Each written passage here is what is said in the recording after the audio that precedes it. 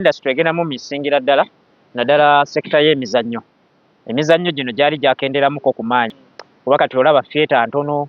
abantu abakyali mu mizannyo abagikola ng'omulimu batono, era olaba abasigala mu mizannyo batonotono baalubatu. Simanyi oba ki ekyatuuka ku industry y'emizannyo kuba eya music yeeyongera kumeruka naye kati emizannyo gyongera kukka, era olaba abagisigalamu abatonotono ba Abbe Mukiibi, ba Mariam Ndagire, Benon Kibuuka, John Segawa, omugenzi Katolwama yawumule mirembe ne theatre zaakendeera. Era olaba emizannyo gyetolera ku theatre ssatu, wetaba ku La Bonita ogenda olira Bat Valley. Kakati tugenda misinga abantu bwe batyo kubanga emizannyo gyaba Alex Mukulu gyabangamu message, tebaafulumyanga muzannyo nti ne waaba afulumiza omuzannyo nga gukuba gavumenti akireeta mu ngeri eri indirect n'akiyisa wala, kwegamba nga kikwetaagisa okutuula n'okozesa obwongo n'omanya kye baabaddeko. Tebaazannyanga bintu byakuwemula kuba kati abazannya emizannyo, abazannya skits zino ez'oku TikTok biki bayiiya byabwe, tebali ku standard y'abali bazannya kufuna views and likes. Abalabi bafa ba Grosh TV mwebali kutulaba, mwebali kutulayikinga, followinga, subscribinga, commentinga, buli commentinga tuba tumanya otugoberera bulungi. Yes, amanya n'eddoboozi Nsadu Issa na mukalinki awo. Kona mukalinki. Soko commentinga. Okitegeera buli commentinga tutegeera nti otufaako era otugoberera otubona. Sharinga okitegeera, subscribinga osobola okubona ebirungi bye tukuleetera. Grosh TV twala omukisa guno mbebalize ddala mwebali kutwagala, mwebali tugoberera, mutufudde baakabyo gye tubeera, mwebali nnyo. Kaakati mbadde mbasaba mu subscribinge, mu likinge, mu followinge, tugenda batubaleetera bingi. Temuva ku Grosh TV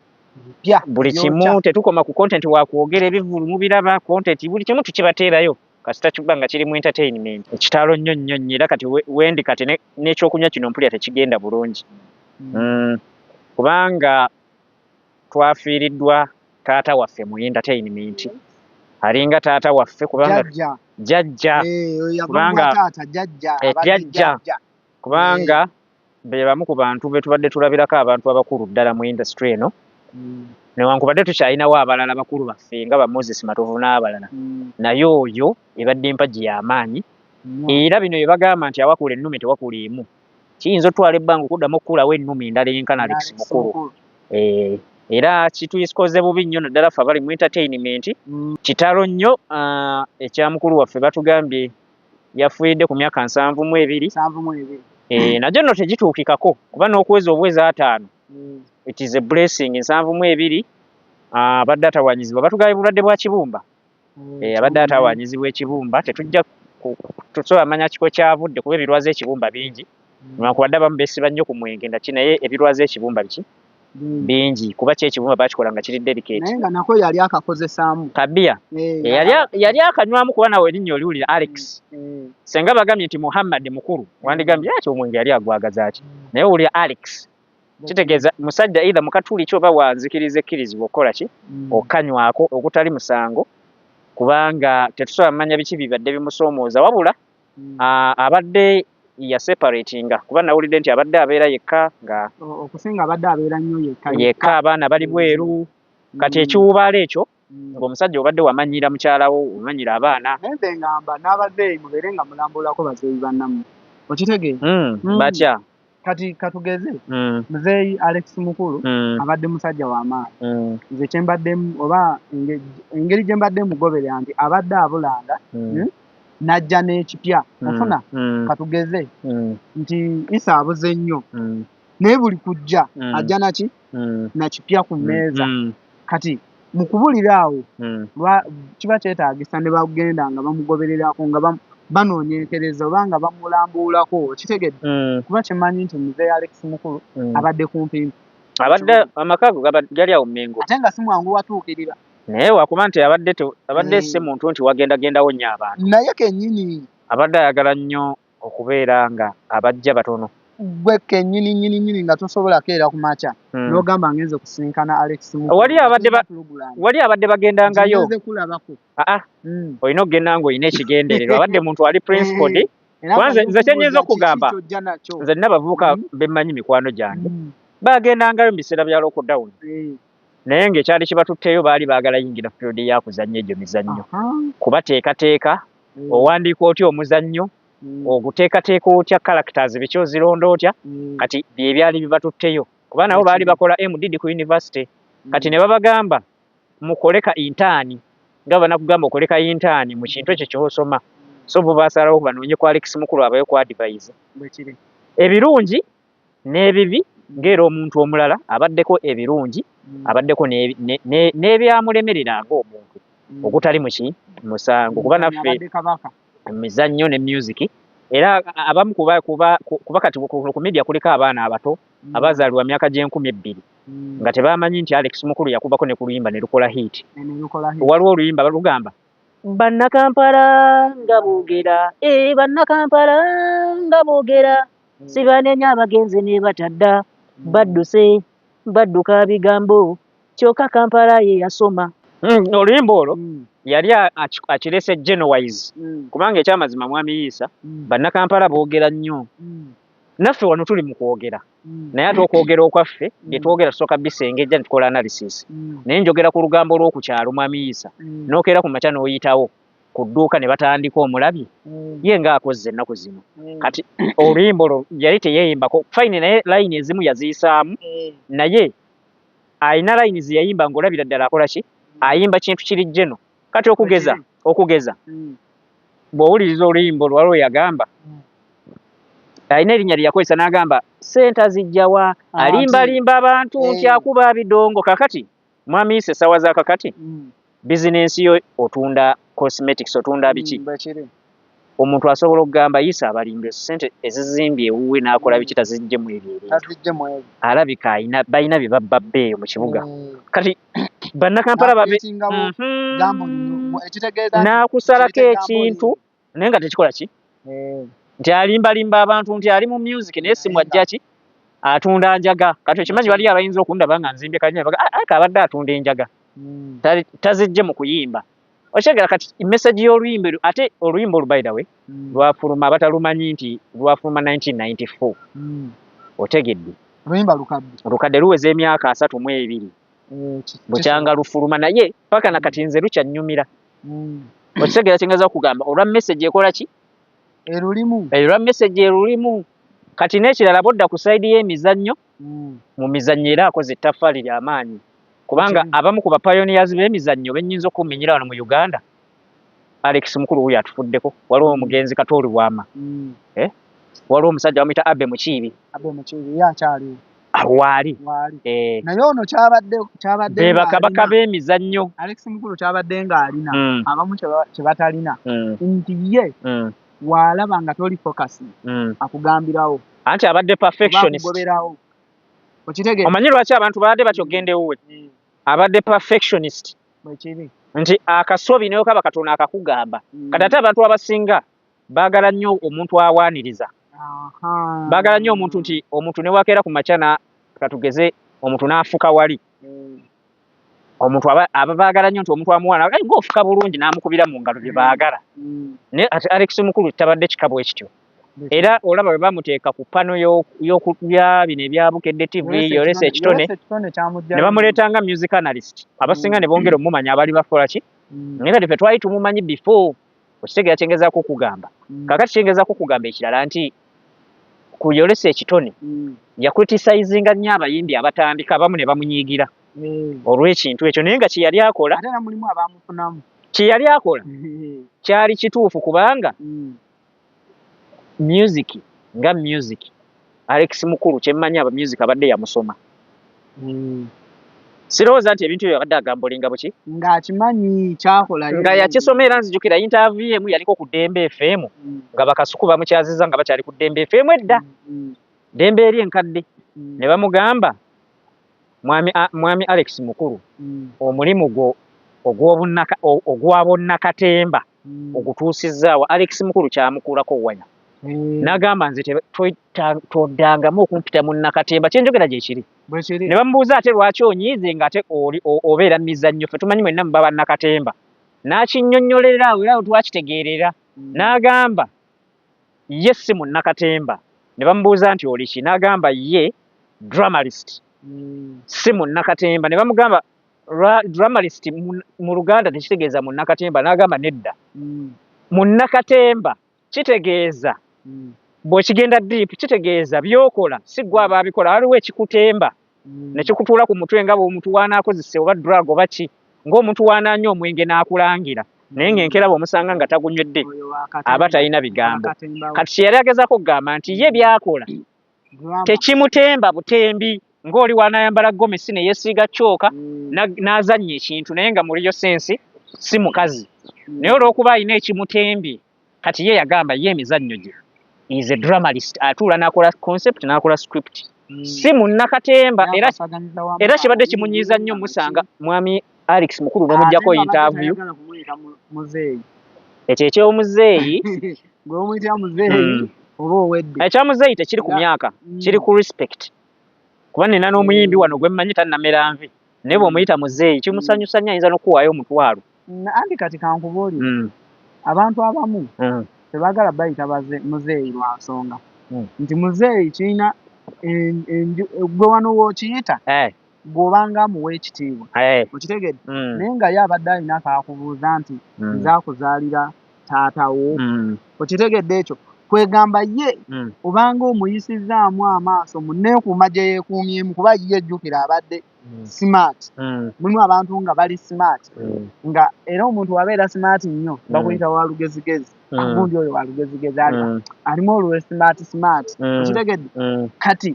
ye abadde ng'alina ekitiibwa kye kiri nti Alex Mukulu ate nga tamanyiirwa. Bw'oba olina kyoyagala omugamba kimugambe in a polite way, tomukomandinga. Ne ku masomero gye yasomera kubanga nze nzijukira emabegako awo, is it last year but one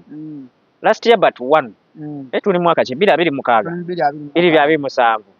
yali oba 2026 ng'atandika. Alex Mukulu yatandika night ku National Theatre ne balwagadde abo ng'ebeerawo buli lwa Monday. Nagendayo ko Monday emu nga njagala laba bazeeyi bano babala kaki, kubanga baali babitaddeyo nga ne Edirisa Musuuza nga alinayo jam session eyabeeranga emutundwe buli lwakubiri. Kati bo ne bakola Monday.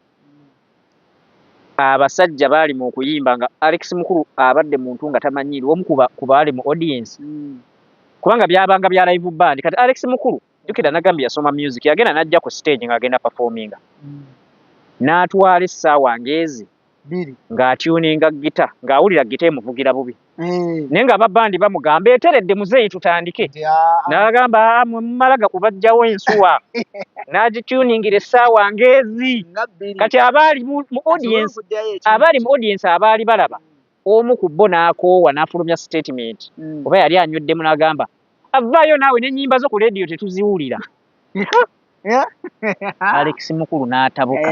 n'asooka ayombera essaawa nga 3 n'amugamba gwe zizo nga sizimanyi wakimye eki wano. So abadde muntu nga tamanyiirwa. Bw'oba olina kyoyagala omugamba oba owabula, make sure nti okireeta in a polite way. Tomuleetako waasiwaasi mulagira nti kino. Nze we nasingira okumumanya ennyo yagamba abalina diguli, abalina diguli zammwe lwaki temuzibiwalinga, okitegedde. Kiringa bonaabeera ne permit nti eweddeko ogenda okola erinnyo. Kati naye n'agamba omusajja akola omulimu yasoma, katugeze wasoma mu gyenkaaga, tuli mu 2026 naye ng'okyakozesa diguli eri eyedda, ekitegeeza nti nnyo by'owasoma wabyerabira. Kati gwe just nti kiri ekifaananyi kya diguli kyokyaliko. Industry egendamu misingira ddala naddala sekita y'emizannyo. Emizannyo gino gyali gyakenderamuko ku maanyi, kuba kati olaba theatre ntono, abantu abakyali mu mizannyo abagikola ng'omulimu batono, era olaba abasigala mu mizannyo batonotono balubatu. Simanyi oba ki ekyatuuka ku industry y'emizannyo, kuba eya music yeeyongera kumeruka naye kati emizannyo gyongera kukka. Era olaba abagisigalamu abatonotono, ba Abbe Mukiibi, ba Mariam Ndagire, ba Benon Kibuuka, ba John Segawa, ba omugenzi Katolwa Mayawa Mune Mirembe, ne theatre zaakendeera. Era olaba emizannyo gyetoolera ku theatre 3, wetaba kula Bonita ogenda owulira Bat Valley. Kakati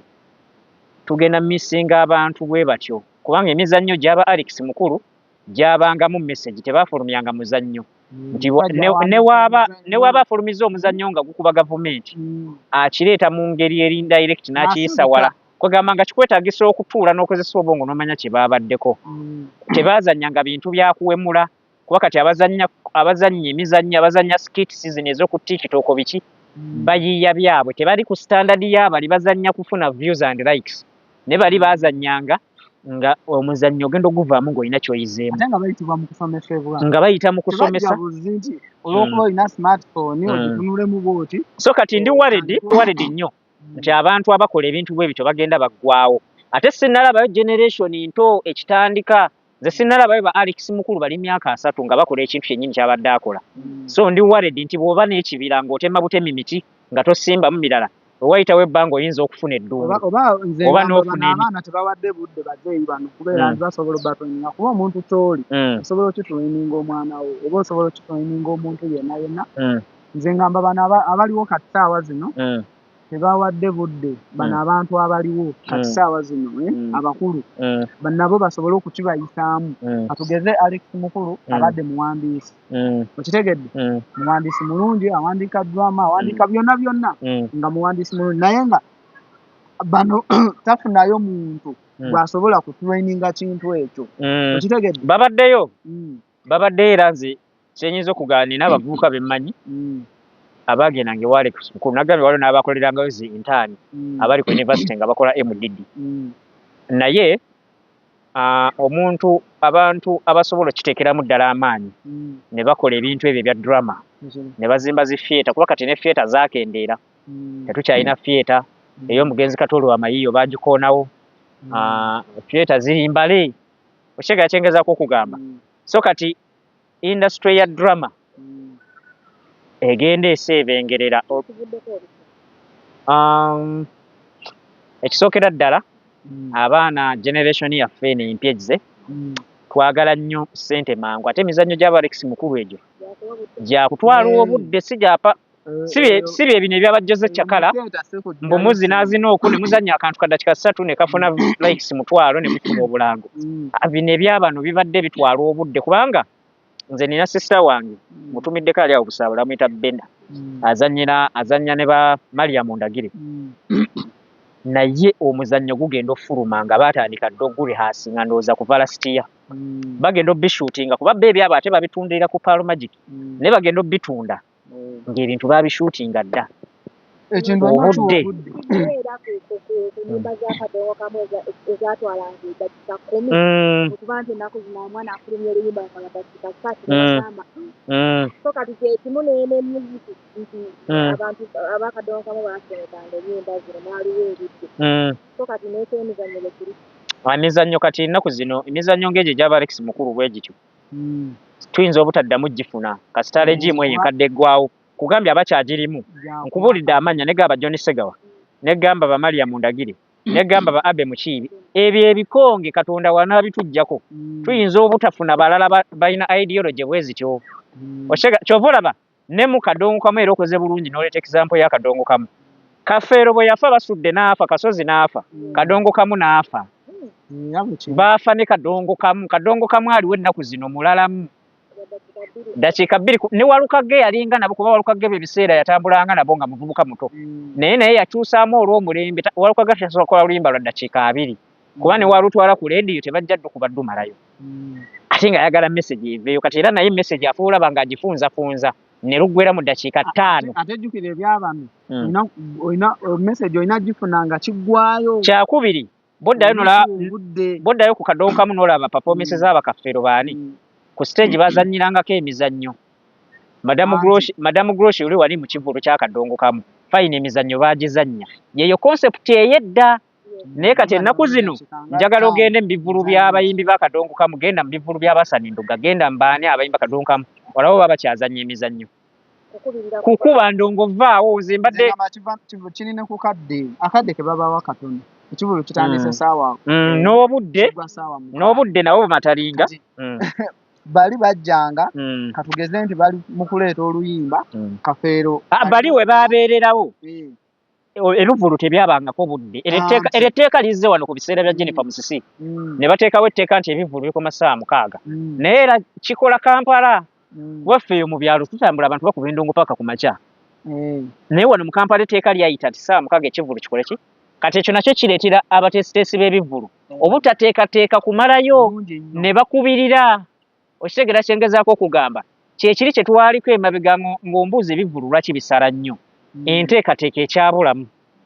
waliwo paati ze bamiisinga olw'obudde ne baga ab'emizannyo bajja twala obudde bungi gundi ajja ayimbe gundi aveeyo era olaba ebivulu ebisinga ono omuyimbi abakkirira bwati amadaala avaayo yakamaliriza ngaddayo batandise edda osuna gita oluyimba lwe ayambuka ono avaayo budde noono abakkirira amadaala nga noono batandise kati Alex Mukulu bawandiikanga omuzannyo n'aguwa obudde ogenda kulaba omuzannyo ogwo era olaba naye nga guli mu ssaawa nga 3 kati ngenda kuwa ekyokulabirako kati mukadde waffe Andrew Benon Kibuuka baakola omuzannyo mu 1998 nga bagweta kigenyaagenya omuzannyo ogwo gwaba wettutumu ly'amaanyi paka na kati bazannya ebirala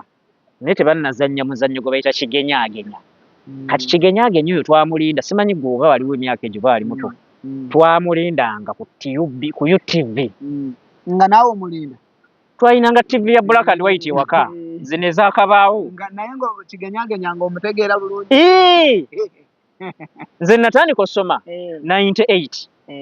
tufa bandi wonna nali ntegeera nga nsoma ng'era tulina ka TV ka black and white aka tactics kabwatukanga ng'emberenge nga muzeeyi akakyuse ka pya kati kwe twatuulanga ne tulabanga kigenyaagenya kwe twatuulanga ne tulaba Das Life wattu egyo namizannyo kwe twatuulanga ne tulaba bibaawo egyo mizannyo gy'aba Ebonies emizannyo egyo giraba paka na kati bazannye Ebonies bakyali mu industry naye egyo emizannyo gikyali abantu gikyabali ku bwongo era n'omala obagamba nti bibaawo tumukomyawo mu remake bayinza okujjuza Labonita ne munoonya ne mubateeka abakulu abana abato bajenizi tojja balaba naye abakulu abo naffe abaliwo nga tuli bato tujjirira otusangayo nga tulaba bibaawo kubanga Nakawunde yatunyumira nnyo kwe kwava n'enjogera muntu gy'akola akayimba nti Nakawunde we yaviira ekiboga Nakawunde baamuleeta akola obwawusigalo n'asiimuula simanyi n'ateeka esimanyi laptop n'agyoza biki bwe bityo so n'akola byatunda nnyo so enteekateeka eyo ebintu baabiwanga obudde naye kati ennaku zino omwana akola ka skiti n'akassa ku TikTok anoonya likes takawadde budde kasita ateekamu ebisesaasesa abawemula biki ne bitambula ekiva ku trend etambula kuba kati bali omuzannyo yagutegekanga n'akola ne premier n'amanya tugenda wano ne musasula ssente naye kati ennaku zino social media zajja oli agenda otegeka ekivulu nze kati ennaku zino neewuunya ba TikTok bategeka ebivulu nga talina nakyabagamba Madamu Grosh alina ekivulu kya TikTok kyeyakafaako tetugenda mwogera simanyi oba yafunye abantu yabadde atugamba ki ebivulu tebiggwa talina kyabagamba talina muzannyo gwe yazannya talina kayimba ke yayimba kyaki talina luyimba lwe yayimba talina muzannyo gwe yazannya twegamba onoonya n'ekigenda oleeta abantu nga tukola ki kyogamba ekivulu kyavuuka gundi nti nange isaanyiza okulera nengamba kange nenkole ekivulu buli muntu abaamu n'ebizibu ng'ayagalamu akasente akawamu kankole ekivulu nina amabanja gensasula bwe kinaakwatayo ekivulu ate nga kyandibadde nti kupromotinga ekintu kyoleese trendi kale trendi tetulina essaawa zino olwa trendi omuyimbi akuba akayima akadakika 2-3 akubirira olwa trendi eriwo wesanga nti otudde eno mu mizannyo oli azannya switi ya dakika 1-2 so TikTok oba social media ekona kyamaanyi okuba tebalina tegisudde anti kati kirisiti ebintu bino biri side bbiri erina byeyambyeko erina ne byesudde ebibadde mu generation enkadde kati bwe wetegereza kaakati bwe wetegereza industry eno kubanze Madamu Grosh nze okuyingira music industry ng'ovudde mu bino bye tubeera mu ssomero nga tugezaagezaako naye okutandikira ddala serious industry natandika 2011 gy'emyaka emeka by 2011 we twatandikira tewali bya TikTok. TikTok ezze wano mu lockdown jojjo. Tebyali ya social media nnyo. Tebyaliwo nnyo. Era nga okufulumya akayimba n'okayisaawo wabangawo ba gatekeeper akawuliriza nnyo naganga mpulira omugere tegwatudde. Ensaasi zivugira waggulu. Era ng'osooka kuddayo n'obitereeza ne balyoka bakawa eyapule ne woogulirira n'oteekayo ssente. Wabanga we bayita ba music director ajja n'akawuliriza nagaa naye sound woyo nga mubi temudda mujje mu computer. Otegera kaakati TikTok yo nejja nti ne bw'okola demo nga tebannagimasteringa bino bali mu music mukimanyi kye bayita master ne demo. TikTok ne bw'okola demo nze n'omuyimbi gwe mmanyaawo yeeyita atasera yeeyita bikyamanyi fumya oluyimba nga demo ogenda olaba era nga balukolamu challenge. Simanyi oba master zazireeta ddi naye amanyi oleeta oluyimba sijja kwogera mannya ge ne yeeyita atasera oyogedde waliyo omuyimbi gwe atasera ddaayo eyo naye asobola okuleeta demo ati saayina eggaali saagala kunnoonya naye kyengezaako kugamba asobola ofulumya oluyimba nga demo ne lutambula naye wali nga zi TikTok tezinnajja kyabanga kizibu kugambe nze ngenda siyagala mmenya mannya g'abantu mwabangamu abasajja nga beefudde bakatonda ba critique ng'awuliriza n'agamba naye oluyimba luno lutwaleke wa Padman luwewuka nnyo kati ebyo TikTok tebibuuza so kati ekyo nakyo kiyambyeko. Social media ekirala kyeyambyeko nti ekasuka mileage nti luli akayimbako okutuuka e Kenya nga kikwetaagisa okweteekamu ssente ne management yo ne mugenda e Kenya ne mukola kye bayita media tour. Byenjogerako abayimbi abaatandikamu ebiseera bakitegeera. Oluyimba okutuuka e Masindi olina okufuna abaana balutambuze manually lutuuke e Masindi. Kati seetaaga genda Kenya mpozi nga nina ssente ezimmenya ezitalina nnyo bya kukola. Ku social media kwennyini kuno oluyimba ndupika ne lutuuka e Kenya. Bwe mbaayo ne media zentandikirako e Kenya ate kinyanguyira nnyo. Ngenda olinnya nti nnyindeyo bakyaze mu studio njogere ng'oluyimba baatandika na ddoduzannya luba lwabatuukako dda wano kubanga wano agamba luteeke ku WhatsApp ne mwogerezeganya n'olumusindika oba olutadde ku email n'okozesa social media ne lukwaki kati ekitaaliwo luli nti luli ebiseera weesanga ng'oluyimba lw'okkuba era bakamiyoni abo okkuba ennyimba ne zitambula ekyabayamba reason being bafuna chance nti katika kalkwecho okula koti kamiyoni yakuba nakuba region ya East Africa naye nga tewali social media naye reason being nti soko noonyereza ebiseera ebyo abaali bayimba Oluswahili nga si banna Kenya baali batono kati ekyamutunda abantu bali Abatanzania beewuunya muntu kyona ayimba ennyo olulimi lwaffe nga alutereeza ng'ate Muganda ekyo nakyo ne kibaleetera okubaagala. Kyakubiri ebiseera ebyo social media nga tezinnajja byabanga bizibu ng'oluyimba lw'otambula olina funa bano balusindi bakasiwuukira n'agula alubaamu n'akuba teepu era olaba baagaggawala nnyo ng'akuba teepu kati wotafuna mukisa lusindi gula teepu yo era oli abaatandikamu ebiseera nga tebaatunda reason being nti marketing strategy yabanga nzibu ng'eri expensive kati social media byonna ebigonzezza okitegeera kyengezaako okugamba kati ndaba weesuulidde abayimbi abamu oba ebintu ebimu tebafuddeeyo kuwa budde ennyimba zaabwe kitegedde nti olw'okuba nti alina social media oluyimba lwe lugenda atambula tasobola kululeetera mumanyi kuba omumanyi wanaaluwuliriza aja agamba lufu okitegedde kati ekyo kijja mupanikinga amale gakubirira kati ate social media ye waalikodingamu waneeno nawe anagamba bano banne ne bamugamba ha okikubye ye ng'ateekayo mukategedde naye ate yandibadde nga aluwaako ku bantu katugeze nti olina ky'owandiise oba owandiise kazannyoko okategedde nti tulinayo mukulu gundi tulinayo bosa owa Ebonies katutwale ka clips kano tuyisizeemu ebyo tebakyabikola tebasobola omukulu ayinza okuba nga obudde obw'okumuwa buyinza okuba nga butono ate ono aleese ekikye talina bugumiikiriza kati anti era kyekimu kyekyo nti social media kati abantu abasinga bapapirira ne bakola ebintu ebiri half baked okitegeera kyengezaako okugamba tekiri mu drama yekka ne mu music ebintu nga biri half baked ekyo ye disadvantage endala ti social media ereesa abantu abamu ne bakola ebintu nga tebabinoonyerezaako kukola research kubanga luli ebiseera Madam Grosso onjulira biri ebiseera nga n'okubaako ekintu kyagala okunnyonnyola ku mainstream ku TV naki nga bayinza basobola bikwata oluusi ne babiteekayo oluusi ne batabiteekayo kyabanga kizibu oluusi ne bakusaba ssente nnyingi nnyo okuteekayo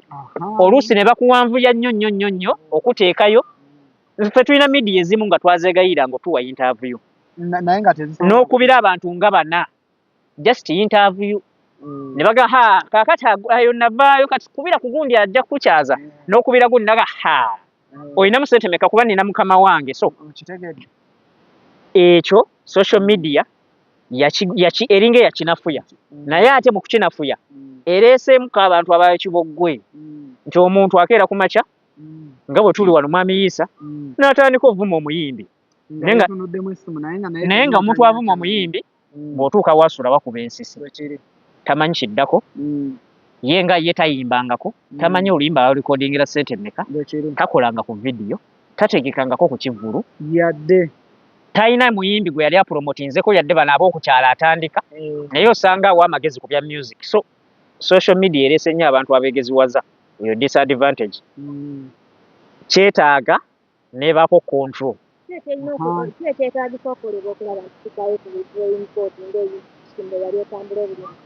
kakati ensi eringa kalimi ka ssaawa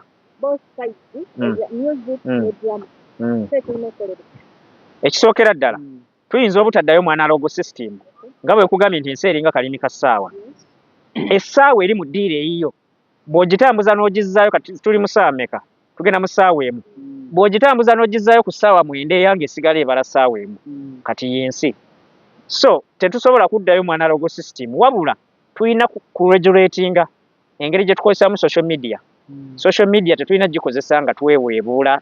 tuvuma abantu tusuula brandi z'abantu si bintu birungi tukozesa social media bulungi kyotalinaako obukakkafu teweefuula mugezi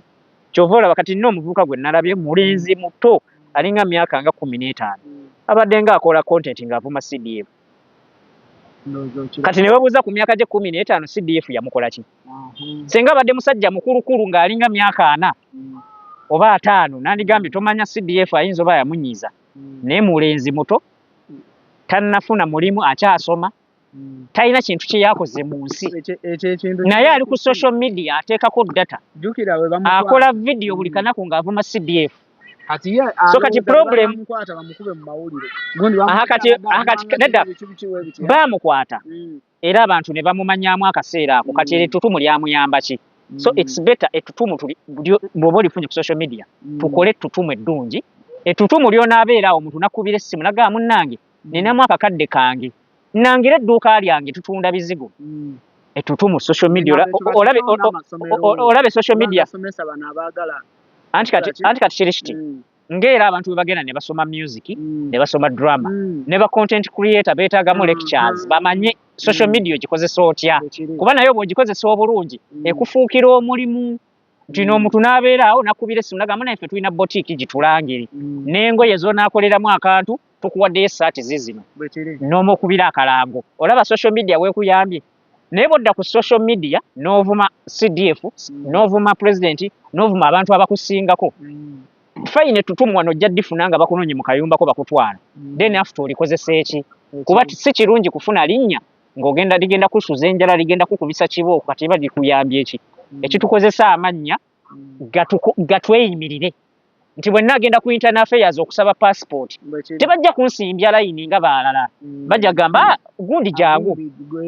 mumunkolereko bwe ngenda mu banka okuteekayo obusente bwange bajja kunnyanguyiza bwe mbako service gye njagala bajja kunnyanguyiza so tweyambisa social media bulungi tugikozese kuba si platform mbi ekigiyisa social media baagiteekawo kye bayita social kitegeeza ekintu ekibagatta ne mukolera wamu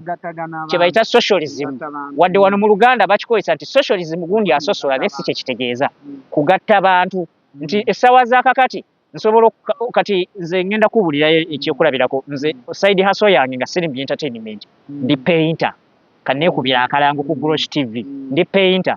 teri langi gwe tatabula teri langi gwe sitasiga teri kizimbe kinnema naye neeyambisiza social media era bakasitoma bange abamu mbajja ku social media okitegeera si bonna naye abamu mulimu abampadde ku mirimu Oshega kyengezaako kugamba kati kyengezaako kugamba kye kino tweyambise media ezo nga tuzikozesa responsibly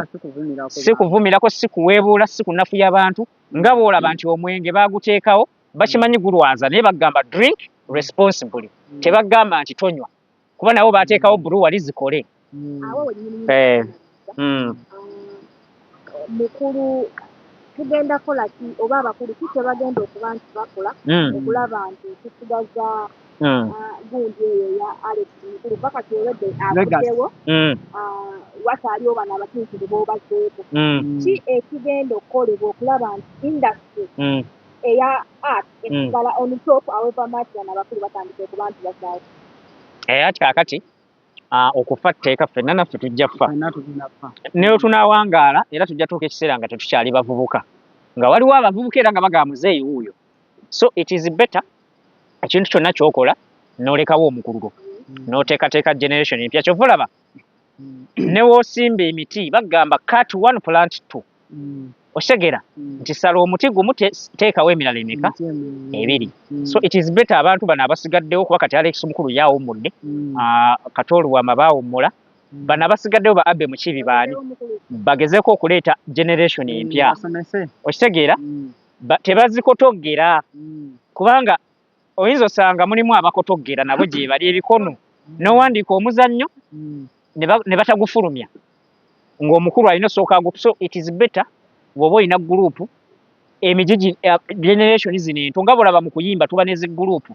n'owulira nti ekibiina kya gundi abo bonna boolaba abasookawo nga gundi ategese ekivvulu bonna babeera bayimbi omugaso gwabwe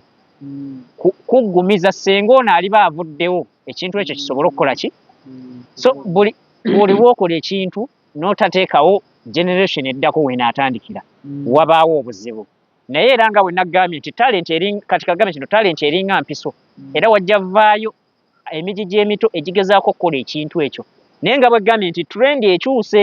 kati kijja ba kizibu bano bajjenizi okutandika ate owandiika egyo emizannyo gy'aba Abe Mukiibi balaba nga birwawo oleeta ssente baagala bu short film zibu short biki kooteekayo mangu ne katambula si yakufa naye ebintu ebimu tuyinza obutaddamu bifuna olw'omulembe oguzze okitegeera ne bano bakola nabo nga boolaba madamu alabanga naye awandiiseeyo akake katugeze oba tukola fendi kati bino biri nnyo mu b'emizannyo nti tubadde tuli abantu 10 atukulemberayo Isa naye ate ne Toodi naye avuddeyo awandiisa akazannyo ke okitegedde n'okandeetera nze Isa nkeberemu tokavumirira tereezaamu osaatereezezza endwadde y'omutima abantu abalina endwadde y'omutima bazimba omutima bazimba omutima kati n'atandika okubeera ng'akusembeza eri n'okugobera ddala mu kibiina nakyo kisoboka naye n'abaana abali mu bibiina mugezeeko okweyisa obulungi faamukufa ebibiina twali tubibaddemu by the way mu kibiina tosobola beera boss era temusobola kufuna anti oba ogenze n'ovaayo era mu kibiina tosobola kujjayo bugagga oba ogenze kufuna experience kwongera kuguka na kumanya emirimu egyo bagitambuza batya ne network kubanga emirimu gy'entertainment gitambula na network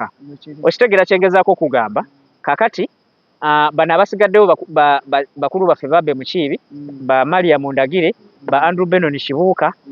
n'abalala ba John Segawa n'abalala banvudde mu mutwe bagezeeko okuteekawo emijiji emito ate n'emijiji emito nammwe mugezeeko okweyisa obulungi bwe babaako kye bakuwabula mu muzannyo tonyiiga